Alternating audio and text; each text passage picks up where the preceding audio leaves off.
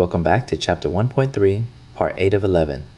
Everything so far has been about a fixed sample size, bias, variance, and the mean squared error scorecard. Now we let the data grow without bound and ask a more aspirational question. As we pour in more and more data, does the estimate home in on the truth and stay there? That virtue is consistency, the bridge to the great limit theorems of the next chapter.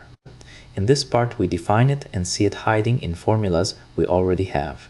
So far, everything has been about a fixed n. But there is a second, more aspirational virtue we want from a recipe. As we pour in more and more data, the estimate should home in on the truth and stay there. That virtue is consistency. We say an estimator mu hat sub n, now subscripted by sample size, to emphasize it changes as n grows, is consistent for mu if it converges in probability to mu as n goes to infinity. We write that with an arrow carrying a little p over it, or equivalently with the operator p lim, the probability limit, equals mu.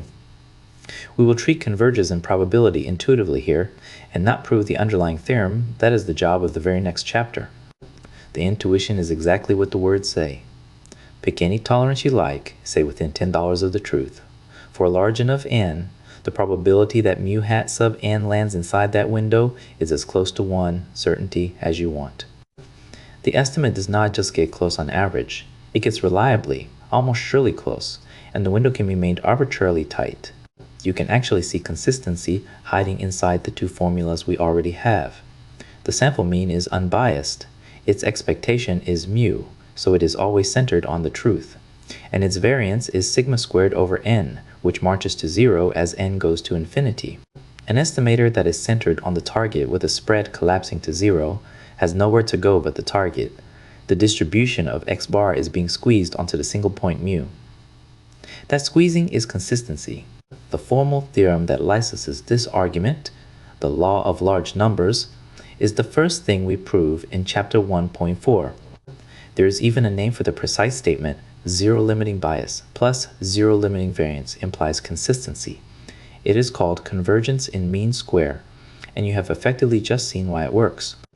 To summarize Part 8, an estimator is consistent if it converges in probability to the true mean as the sample size grows without bound. Reliably close, with the window made as tight as you like, not merely close on average. The sample mean qualifies because it is centered on mu with a variance, sigma squared over n, that collapses to 0. The distribution is squeezed onto a single point.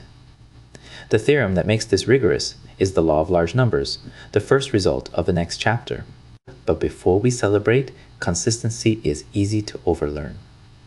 In Part 9, we draw two sharp warnings that consistency and unbiasedness are independent, and that neither one can rescue a broken sampling assumption.